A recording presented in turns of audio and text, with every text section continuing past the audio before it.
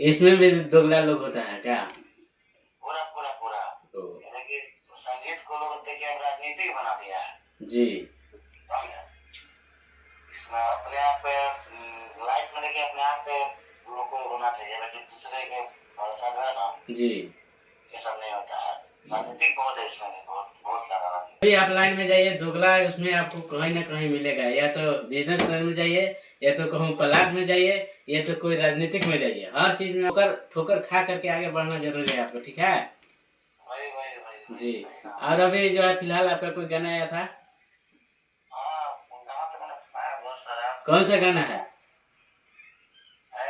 गणना जी रात पर अपना है, सलामों पर भी है। अच्छा, थोड़ा गाना सुनाइएगा। अच्छा ठीक है, ये पूरा करके आए हैं तो थोड़ा सा आवाज किसी को कुछ गुनगुना देता है। हाँ, गुनगुना दीजिए, कोई दिक्कत नहीं है, अपना आदमी है तो क्या करना है।